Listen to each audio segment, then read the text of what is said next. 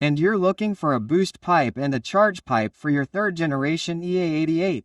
So stay tuned because I'm going to show you the original and talk a little about the upgrade, in this case for the E88 Generation 3 engines, in this case the Golf GTI, Audi A3, Jetta GLI, Tiguan, among many other models. I'm going to explain and show you. Well, these are the originals that come with the car. This one comes first, right? There are two for you to understand. So, we have this one and this one. So, let's go. What's the difference? What is usually changed and what are the benefits and what do you get when you change them? Some people, right, say that it gains power. I don't know exactly if it really will gain power. What you will gain is airflow speed into the intercooler and into your turbine. Okay. So, let's go. This one here, it doesn't restrict it that much, because if you notice, I'll show you a closer look at this one. It's the original one from the car, but as you can see, the tube is practically the same size, right? 100%, right? The entire pipe is always the same size. So you don't lose that much airflow, right? So it's easier. On this side here it has this and on the other side it doesn't. On the other side it's smooth. Why do some people change it? Well, first of all, the problem with this one here being made of plastic is that we know that the engine compartment gets too hot and over time it can cause this plastic to dry out and break. So people usually change it for that reason too. Regarding power gains, some brands like PR or CTS end up saying that they can gain up to 8 horsepower there. I don't know if it's the engine or the wheels, but when in doubt, I'll say that it doesn't gain horsepower so as not to make a big mistake here and have some people comment, "Oh, it doesn't gain power, you're selling an illusion and blah blah blah." So, I prefer to say that it doesn't gain anything, but I believe that it must have some benefit, obviously small, but it is highly recommended for Stage 3 cars, okay? But for those who have Stage 2 it's also worth it. Now, the big difference will be in this one here, which is much bigger, because as you'll be able to see here in the video, this mouth here, look, it's about the size of 3 fingers in diameter, see? But if you look at this tube, as it comes, its diameter decreases.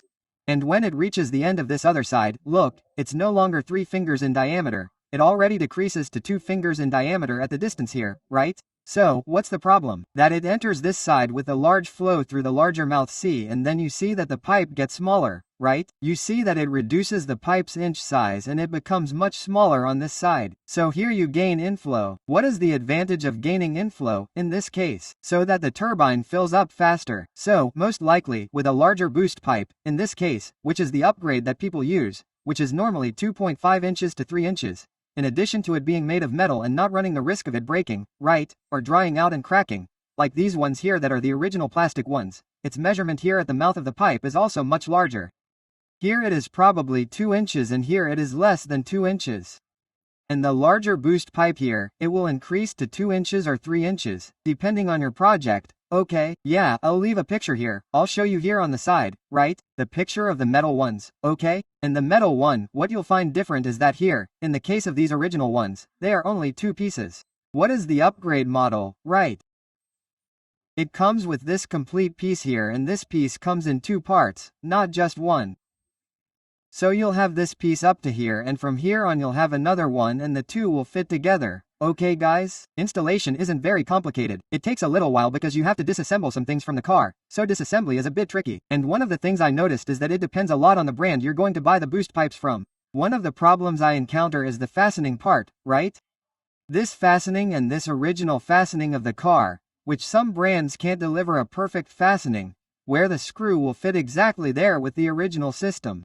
So, some of them, one screw will fit, the other won't. Some of them, both screws, will fit. Depending on another type of model, right, or another brand you buy, it won't fit. The average price of boost pipes for sale today, for those who want to buy the metal ones, which would be the upgrades, is around $2,500 to $4,000, right? It depends a lot. In general, what would I recommend? I wouldn't buy the most expensive one, because they're all made of metal, and I think that a simple piece of this size, made of metal, made of aluminum, doesn't make much sense. It costs $4,000 and it's going to be a pain, so I would recommend that you buy it. I bought a metal one, and it was cheaper, obviously, but I would recommend that you buy a model that costs between $2 and $2.50, obviously.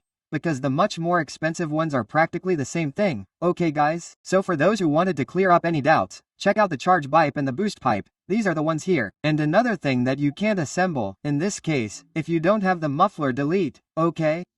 Because the muffler delete increases the flow here and removes the lateral tiers where it ends up forming a swirl here, which ends up reducing the flow.